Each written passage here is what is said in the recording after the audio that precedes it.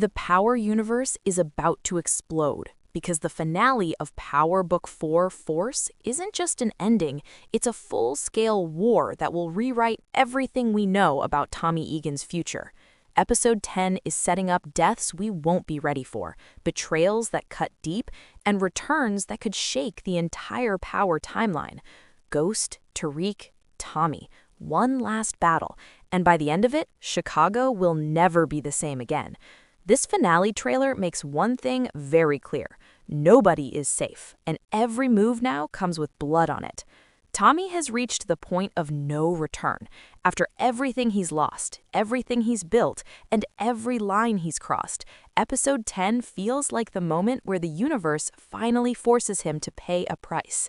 The tension isn't just about who wins the war, but about who survives it.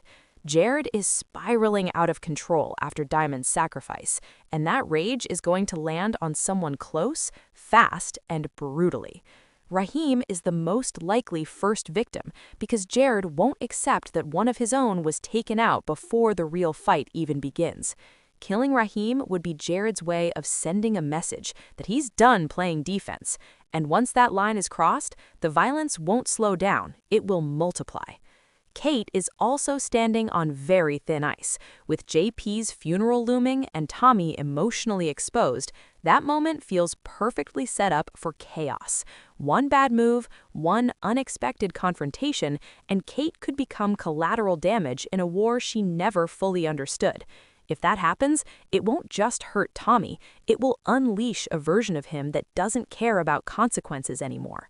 But the real danger in this finale isn't just Jared, it's Che. Che doesn't fight with emotion, he fights with control, and that makes him far more terrifying. He doesn't want chaos in the streets, he wants business to keep flowing, and Tommy and Miguel's war with the CBI threatens that balance.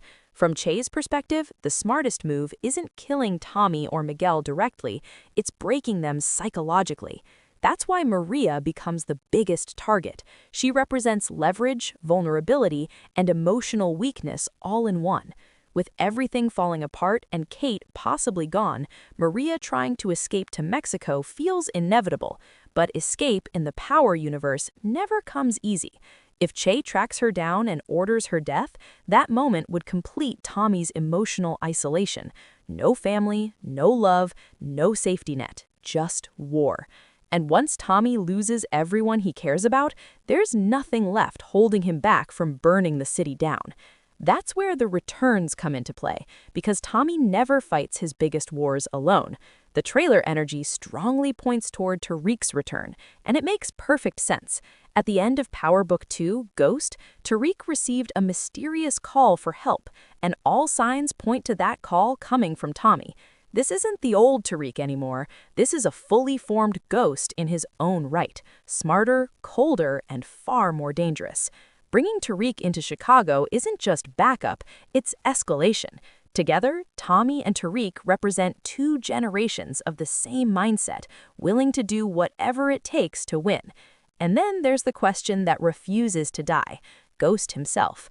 Omari Hardwick appearing and disappearing from the Episode 10 cast list feels intentional. Whether it's a physical return, a vision, or a memory, Ghost's presence still looms over Tommy's story. The idea that Ghost might not be dead has always lived in the shadows of the Power universe, and even if he doesn't walk into the final battle alive, his influence will absolutely be felt. Sometimes the most powerful returns aren't about pulling the trigger, but about reminding everyone who taught them how to survive in the first place. As the finale moves closer to the final battle, the lines between allies and enemies completely disappear, and every character is forced to choose a side knowing it might be their last choice ever. Miguel's situation becomes one of the most tragic and dangerous threads in this story. He has spent years being controlled. There is no freedom under someone like Che, only survival or death. If the streets erupt and the CBI war escalates, Miguel will have no option left but to turn fully against the man who owned him. That's why it feels almost inevitable that Miguel will be the one to kill Che. Not Tommy, not Tariq, Miguel. The symbolism is too strong. the abused soldier finally taking out the master who treated him like property. But in the Power universe, revenge always comes with a cost, and Miguel's victory won't save him.